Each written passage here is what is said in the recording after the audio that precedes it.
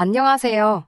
황당한 아버님 때문에 파혼까지 하게 된 30대 초반의 여성입니다.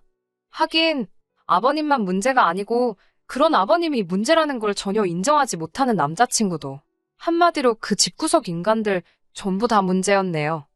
지인을 통해 중견기업을 다니고 있던 저보다 3살 많은 남자친구와는 소개팅으로 만났습니다. 제 이상형과는 거리가 멀었지만 그래도 첫인상이 나쁘지는 않았어요. 대화를 나눠보니 자기 일에 대한 열정도 있는 눈치였고 성실한 사람이라는 게 느껴졌고요. 무엇보다 첫 만남부터 남자친구는 무척이나 적극적이었는데 그 모습이 밉지가 않았습니다. 저희는 이후로 대략 1달 동안 서로를 알아가는 시간을 가졌고 이후에는 연인 사이로 발전하게 되었지요. 사귀는 동안 남자친구와 저 두 사람 사이에 큰 문제는 없었어요. 다른 연인들처럼 초반에는 사소한 이유로 말다툼을 하기도 했었지만요. 둥글둥글한 성격의 남자친구와 싫은 소리는 못하는 제가 만났으니 결국 크게 다툴래야 다툴 수가 없었다고 해도 되겠네요. 그래서 이렇게 파혼을 했다는 사실이 지금도 어이없고 실감이 나질 않는 게 솔직한 심정입니다. 사귄 지 얼마 되지 않았을 때 남자친구가 혼자 산다는 사실을 알게 되었어요. 지방에서 나고 자란 남자친구는 서울로 대학을 진학하게 되면서 자연스레 독립을 했다더군요. 처음에 서울에 올라와서는 정말 크게 놀랐답니다. 전세는 고사하고 월세 보증금도 어찌나 비싸던지 결국 고시원에 들어갔다고 해요. 하지만 이런 이야기야 제 친구들에게도 몇 번이고 들었기에 크게 놀라진 않았지요. 사귀는 기간이 길어지면서 자연스레 결혼 이야기도 오가기 시작했습니다. 그리고 그 무렵 저희 어머니의 생신이 다가오고 있었는데 문득 이제 슬슬 남자친구 부모님의 생신도 챙겨야 하는 건가 싶더라고요. 알아둬서 나쁠 건 없겠다는 생각에 어머님의 생신은 언제인지 물어봤어요. 부담스럽지 않은 선에서 케이크나 작은 선물 정도는 챙겨드릴 의사도 있었으니까요. 남자친구는 순간 조금 난처한 표정을 하더니 생신은 며칠 전에 지나갔다고 했습니다. 그리곤 덧붙이기를 기일에 챙겨드리면 된다고 하더라고요. 기일이라니 그게 무슨 소리냐고 하니까 어머님께서 돌아가신 지도 벌써 10년도 넘었다고 하더라고요. 전혀 생각지도 못한 이야기였기에 몹시 당황스러웠지요. 남자친구가 당황한 제 표정을 알아챘는지 그렇게 놀랄 것 없다면서 자기가 서울에 올라오고 얼마 지나지 않았을 무렵 돌아가셨다고 하더라고요. 알고 보니 어머님께선 당신이 아픈 걸 오랫동안 비밀로 하셨더랍니다. 아무래도 돈 문제가 제일 큰 이유였던 것 같다면서요. 평소엔 늘 씩씩하고 밝아 보이던 남자친구가 그 이야기를 할 때는 눈이 다 벌개져선 당장이라도 울 것 같아 제 마음이 다 아팠네요. 남자친구 말에 의하면 남자친구 집이 처음부터 어려웠던 건 아니랍니다. 유복하신 조부모님께서 일찍이 아버님께 많은 재산을 물려주셨기에 남자친구가 어렸을 때만 하더라도 갖고 싶은 거 못 가져본 게 없고 먹고 싶은 거 못 먹어본 적이 없다고요. 하지만 남자친구가 10대에 접어들 무렵 생전일이라곤 해본 적 없던 아버님께서 갑자기 사업을 하시겠다며 집 재산을 시쳇말로 전부 끌어다 다 해먹으셨답니다. 다 말아먹기만 했으면 다행인데 빚까지 지기 시작하시면서 급속도로 가세가 기울었다고요. 이후로는 어머님께서 남의 집 가사도우미를 하시고 밤에는 식당에서 설거지를 하시는 등 평생 안 해보신 고생을 하기 시작하셨답니다. 하지만 옛말에 버는 놈 따로 있고 쓰는 놈 따로 있다잖아요. 남자친구 집이 딱 그랬던 모양이에요. 어머님께선 그렇게 생고생만 하시다 돌아가셨다며. 솔직히 여기까지 들었을 땐 남자친구가 아버님을 어지간히 미워하지 않을까 싶었습니다. 어머님께서 어쩌다가 골병이 들어서 돌아가시게 된 건지 제3자인 제가 들어도 전후 사정이 뻔했으니까요. 하지만 옆에서 지켜본 결과 남자친구는 아버님과 꽤나 돈독한 관계를 유지하고 있었어요. 아버님뿐만 아니라 언니와도 그렇고요. 하긴 가족이라는 게 모르지요. 저는 모르는 또 다른 사정이 있었는지도요. 아무튼 남자친구와 저는 총 2년의 연애 끝에 결혼을 약속하게 되었습니다. 결혼 이야기가 나왔으니 정식으로 아버님과 남자친구의 누나에게 인사를 드리러 갔지요. 남자친구에게는 4살 많은 누나도 있었는데 미혼이었고 아버님과 단둘이 살고 있었습니다.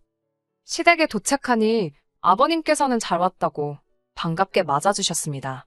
그리고는 안방에 들어가서 어머님께도 인사를 드리라 하시더군요. 순간 멈칫했지만 그래도 아버님께서 그렇게 말씀하시니 일단 내라고 대답하고 남자친구를 따라 안방으로 향했습니다. 안방은 기이하기 짝이 없었어요. 방 한쪽은 마치 재단처럼 만들어져 있었고 그 위엔 어머님의 영정사진과 위패가 놓여 있었거든요. 예전에 TV에서도 그렇게 해놓은 집을 본 적이 있긴 한데 막상 직접 보니 오싹한 기분이 들었습니다. 그래도 최대한 티내지 않고 남자친구를 따라 어설프게나마 인사를 드렸네요. 여기까지는 솔직히 흔하지 않는 경험이라 낯설어서 그렇지 이상하다거나 불편하다는 생각은 하지 않았습니다. 오히려 제가 제대로 행동하고 있는 건지 어딘가 예의에 어긋나는 점은 없는지 제 자신을 살피느라 바빴지요. 아무튼 어머님께도 인사를 드리고 거실로 나오니 언니가 식사는 나가서 하잡니다. 냉장고가 텅텅 비었다며 찍어 먹을 게 없다나 어쩐다나요? 안 해도 될 소리를 하는 거 보니 성격이 푼수 같구나. 그런 생각을 잠시 했지만 당연히 입 밖으로 내진 않았어요. 그리고 솔직히 어머님이 안 계신 시댁이었으니 별다른 기대 같은 것도 없었고요. 저희는 집에서 조금 떨어진 곳에 위치한 고깃집에 도착했습니다. 직원이 4인용 테이블로 저희를 안내했는데 아버님께선 5명이라며 다른 자리를 요구하셨지요. 저는 이때만 해도 아버님이 자리를 넓게 쓰고 싶으신가? 그런 생각만 했어요. 그렇게 저희는 6인용 테이블에 앉게 되었습니다. 직원이 메뉴판을 가져다 주니 아버님께선 볼 필요도 없다며 한우 생갈비로 5인분을 가져다 달라고 하시더군요. 냉면도 5개를 달라고 하셨고요. 결국 제가 남자친구에게 조용한 목소리로 혹시 아직 더울 사람이 있냐고 물으니 남자친구가 어색하게 웃으며 1인분은 어머님 거랍니다. 솔직히 그 소리를 듣는데 이번에는 소름이 쫙 끼치더라고요. 아버님께서도 제가 남자친구에게 묻는 걸 들으셨는지 처음 며느리감하고 식사를 하게 되었는데 어머님만 빼놓을 수 있냐고 그러시는 거예요. 너무 당황스러웠고 어떻게 반응하는 게 적절할지 상황 파악이 잘 되지 않았습니다. 그러자 이번엔 언니가 그냥 살아계신 어머님이랑 같이 있다 생각하면 어려울 것 없다고 하더라고요. 이후로도 가족들의 기이한 행동은 계속되었습니다.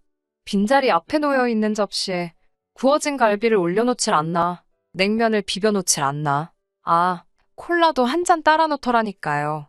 이게 무슨 제사상도 아니고 등골이 오싹해서 밥이 입으로 들어가는 건지 코로 들어가는 건지. 그런데 이런 아버님의 기행과는 또 별개로 언니가 정말 꼴사납게 행동을 하더군요. 식사를 마친 뒤 언뜻 계산서를 보니 거의 50만 원 돈이 나와 있었습니다. 아버님께서 좋은 날이라며 약주도 몇 잔 하셨지. 심지어 어머님 자리에 산더미처럼 쌓아놓은 고기는 아무도 손도 못 대게 하셔가지고 생으로 버려야 했고요. 아무튼 그렇게 흥청망청 음식을 시켰으니 50만 원이 나온 게 놀랍지도 않았네요. 그리고 솔직히 제가 계산할 생각도 없었기에 크게 신경 쓰지도 않았고요. 별 생각 없이 식당을 나가려는데 언니가 저더러 계산 안 하냐입니다. 제가 너무 황당해서 왜 제가 돈을 내냐고 물으니 제가 인사하러 왔으니까 저 때문에 외식한 거라며. 그러니까 제가 해야 한다는 거예요. 이 언니가 지금 나랑 기싸움 하자는 건가? 그런 생각도 들고 솔직히 전 아버님 때문에 체할 것 같아서 고기도 얼마 먹지도 못했는데 언니가 너무 뻔뻔하게 저한테 돈을 내라고 하니까 오기가 생겼습니다. 저는 언니한테 전 아버님이 사주시는 줄 알고 따라 나왔다고 원래 이렇게 처음 며느리감이 인사 오면 시부모님 되실 분들이 한상 거하게 차려주시지 않냐고 받아쳤네요. 그리고는 언니 옆에 있던 아버님께 배부르게 잘 먹었다고 허리 숙여 인사를 드렸습니다. 그러자 아버님도 어색하게 웃으시며 언니더러 계산하라 하시더군요. 전 뒤도 안 돌아서고 고깃집을 빠져나왔습니다. 들릴 듯 말 듯하게 욕하는 소리가 들렸지만 무시해버렸어요. 제가 빈손으로 인사를 간 것도 아니었는데 무슨 고기까지 사라는 건지. 결국 원래대로라면 커피라도 한 잔 대접하려고 했지만 이미 언니나 저나 기분이 상할 대로 상한 상황이었기에 식사를 마치곤 바로 서울로 올라왔습니다. 하지만 이 정도의 신경전 때문에 제가 파혼을 결심한 건 아닙니다. 아버님과 남자친구 가족들의 억지는 때와 장소가 없더라고요. 지난달 상견례가 있었습니다. 그땐 저희 부모님도 이미 남자친구의 어머님께서 돌아가셨다는 사실을 알고 계셨고요. 상견례는 중식당에서 하게 되었는데 아버님의 제안으로 이루어진 일이었습니다. 설마 어머님이 좋아하셔서 고르신 장소는 아니겠지라며 농담처럼 남자친구에게 떠봤는데 순진한 남자친구가 맞다고 순순히 대답을 하더라고요. 어이도 없고 황당했지만 그게 전부가 아니었네요. 상견례 당일 약속 시간은 6시였는데 어쩌다 보니 아버님과 언니가 제일 먼저 도착을 했고 뒤를 이어 저와 남자친구가 도착을 하게 되었습니다. 약속 시간까지는 20분이나 남아 있었지만 혹시나 싶어 룸에서 나와 부모님께 전화를 드렸습니다. 저희 부모님께선 걱정 말라며 이제 곧 도착한다고 하셨고요. 전화를 마치고 룸 안으로 들어가려는데 의자를 든 직원이 저희 룸으로 들어가는 게 보였습니다. 무슨 일인가 싶어 뒤따라 들어가다가 어처구니가 없는 상황을 보곤 하마터면 쓰러질 뻔했어요. 아버님께선 당신이 메고 오신 가방에서 정말 시골에서 할머니들이 톡 포장할 때나 쓰실 법한 연분홍 보자기로 포장된 보따리를 주섬주섬 꺼내시고 계셨거든요. 그리고 그 보따리 안에는 어머님의 영정사진이 담긴 액자가 들어있었지요. 아버님께선 비어있는 당신 옆자리에 그 액자를 떡하니 올려놓으셨습니다. 직원이 의자를 가져온 이유도 제가 남자친구 쪽 3명, 저희 쪽 3명, 이렇게 6명을 예약했는데 아버님이 어머님 자리가 없지 않냐며 한 자리를 더 달라고 하신 거였고요. 제가 남자친구를 불러내 이건 아닌 것 같다고 이야기를 했습니다. 하지만 남자친구도 아버님과 같은 입장이더군요. 자기 인생에 한 번뿐일 상견례이고 원래 상견례는 부모끼리 만나는 자리지 아니냐입니다. 자기는 이렇게라도 어머님께서 자기의 새로운 인생이 시작되는 걸 함께 해주셨으면 좋겠다며 저더러 이해를 해달라고요. 남자친구가 어찌나 단호하게 말하던지 오히려 제가 나쁜 사람, 이상한 사람처럼 느껴질 지경이었지요. 그때 저쪽에서 저희 부모님이 식당으로 들어오시는 모습이 보였고 저는 남자친구에게 룸으로 들어가라 했습니다. 두 분이 당황하지 않으시도록 일단 제가 먼저 상황 설명이라도 드려야겠다 싶었거든요. 제 이야기를 들으신 부모님께서는 무슨 말 같지도 않은 소리냐며 불편한 기색을 보이셨습니다. 저는 그래도 좋은 일로 모인 자리인 만큼 얼굴 붉히는 일은 없었으면 좋겠다고 조금만 이해해달라고 부모님께 부탁을 드려야만 했어요. 상견례는 솔직히 개판이 따로 없었습니다. 아버님께서 말끝마다 영정사진에 대고 당신은 어떻게 생각하냐, 마음에 드냐, 그러면서 집사람이 여기 같이 있으니 그래도 힘이 나신다. 저나 저희 부모님으로선 뭐라고 대꾸하기도 힘든 대화를 계속해서 이어나가셨거든요. 저만큼이나 당황하신 듯한 저희 부모님께선 그래도 딸의 부탁 때문인지 최대한 침착하게 상견례를 끌고 가시려는 노력을 하고 계신 눈치였지만요. 하지만 저희 부모님의 노력에도 불구하고 아버님이나 언니 두 사람 다 결혼과는 상관없는 계속해서 어머님에 관한 이야기만 늘어놓았습니다. 결국 참다 못한 저희 부모님께서 먼저 애들 집이나 혼수 문제는 어떻게 할 생각이시냐고 물으셨지요. 그러자 아버님께선 애 엄마가 돈이 없어 병원 치료도 한번 제대로 못 받아보고 죽었다면서 한마디로 못 보태주신다 소리를 돌아가신 분을 들먹이며 하시더라고요.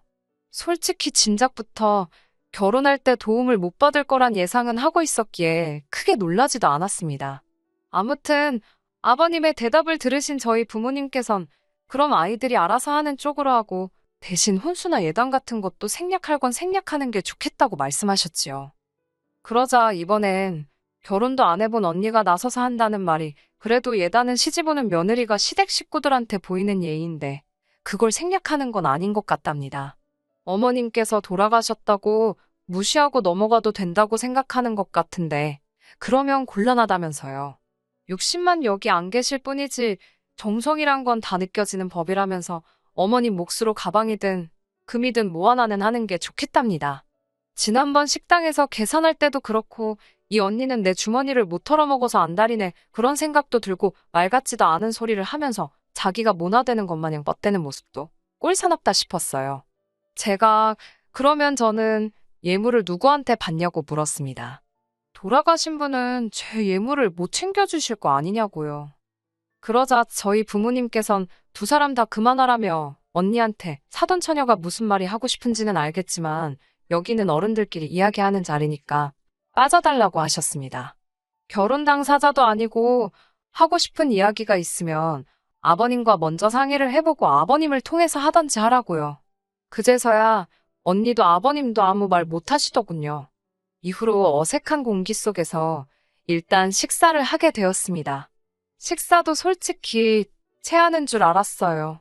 저는 분명히 6인분을 예약했는데 아버님께서 어머님 목도 추가 주문을 하셨더라고요. 식사는 코스로 나왔는데 영정사진 앞에 하나씩 서빙하시던 분들도 얼마나 어이가 없었을까요? 이윽고 식사를 마치고 일단 슬슬 해산하는 분위기였습니다. 솔직히 제 머릿속은 온통 부모님께서 이 결혼 절대로 허락 안 해주시겠구나. 그런 생각뿐이었지요. 남자친구라는 작자는 아버님이랑 언니가 헛소리를 떠들어대는 내내 꿀먹은 모마냥 말 한마디도 똑바로 못하고 있었고, 아버님은 계속 돌아가신 어머니만 찾지 언니라는 사람은 아직 신우 타이틀도 달기 전인데 벌써부터 저한테 시비를 걸지. 어떤 부모가 이런 집에 딸을 보내고 싶겠어요? 제가 봐도 여러 가지로 이건 아니다 싶었네요. 그런 와중에 아버님께서 결정타를 날리셨습니다. 아버님께선 저희 부모님께 한 가지 간곡하게 드리고 싶은 청이 있다며 문을 떼셨지요. 저희 아버지께서 편하게 말씀하시라 하니 아이들 결혼식 날 고생만 하다 간 어머님을 위해 하객들과 같이 10분 정도 묵념을 하고 싶으시답니다. 저희 사진이 나와야 할 스크린에 어머님 사진을 띄우고요. 추모의 시간이라나요? 아버지께서 당혹스러운 표정으로 어머니를 쳐다보셨고 두 분이 뭐라 하시기도 전에 제가 먼저 절대로 안 된다고 했습니다. 조부모님, 왜 조부모님 제사까지 지내시지 그러냐고 절대로 안 된다고 싫다고 그랬네요. 예식 간소화한다고 주례도 없앴는데 30분 예식 시간 중 10분을 그런 데다가 날리고 싶지 않다고 했습니다. 그러자 아버님께서 저 말하는 싸가지 좀 보라며 어머님이 하늘에서 저 때문에 통곡을 하실 거랍니다. 그때였어요. 저희 부모님께서 왜 남의 집 귀한 딸한테 싸가지를 운운하시냐며 상식적으로 애들 결혼식장에서 죽은 사람 추모를 하자는 게 말이 되는 소리냐며 호통을 치셨어요. 돌아가신 양반 안타까운 거야 알겠지만 엊그제 돌아가신 것도 아니고 10년도 더 되었다면서 적당히 하시라고요. 그러자 아버님께서는 어머님 영정사진을 끌어안고는 서러워서 못 살겠다며 살았건 죽었건 지 시어머니 될 사람인데 저렇게 매정하다고. 아버님께선 나오지도 않는 눈물을 쥐어짜내시는 것 같았어요. 급기야 언니까지 가세에서는 엄마 없는 서러움이 이런 거냐며 자기들이 많은 걸 바랬냐고 이러니 죽은 사람만 불쌍하다나 어쩐다나. 아니 막말로 저 때문에 돌아가신 것도 아닌데 왜 저한테 난리인지 어이가 없더라고요. 저희 부모님께선 상대할 가치도 없다고 이런 집구석으론 절대로 시집 못 보낸다며 화를 내시곤 저를 끌고 나가셨습니다. 그제서야 남자친구가 따라 나오는 신용을 하며 저희 부모님더러 한다는 말이 저를 많이 사랑한다고 이번만 좀 어떻게 이해해 주시면 안 되겠냐입니다. 추모의 시간 10분이 너무 길다고 하시면 반으로 줄여서 5분만 해도 괜찮다나요? 저희 아버지께서 남자친구더러 한마디만 더 하면 대갈통을 박살을 내놓는다고 입 다물고 꺼지라 하시더군요. 전 저희 아버지가 그렇게 상스러운 소리 하시는 거 태어나서 그날 처음 봤어요. 그렇게 파혼하게 되었습니다. 이튿날 남자친구가 전화를 걸어와선 한다는 말이 일단 아버님과 언니 앞에서 내내 해놓고 뒤로 여우처럼 조율하면 될걸 제가 일을 너무 크게 만들었답니다. 그래도 자기는 저랑 결혼하고 싶다며 일단 아버님께 죄송하다고 하래요. 누가 잘했고 잘못했고를 떠나서 어른이 먼저 사과하는 그림은 웃기지 않냐고요. 제가 먼저 숙이고 들어가면 자기가 아버님 잘 설득해서 저희 부모님하고 다시 한번 이야기해보시게 자리를 만들어 보겠다나요. 어처구니가 없어서 남자친구한테 그럴 필요 없다고 나는 오빠하고 결혼하고 싶은 생각이 싹 사라졌다고 했습니다.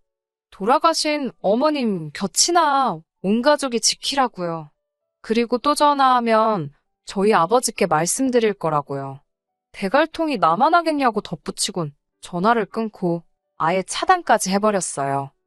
지금 이 사연을 쓰면서도 어이가 없고 헛웃음만 나오네요. 저야말로 이런 집구석에 시집가지 말라고 조상신이 도와준 것 같아서 어떻게 향이라도 피워드려야 하나 싶습니다. 감사합니다, 조상님들. 끝까지 들어주셔서 감사합니다. 오늘의 사연은 여기까지입니다. 구독과 좋아요, 알람 설정 부탁드리고 더 좋은 사연으로 다시 찾아뵙겠습니다. 감사합니다.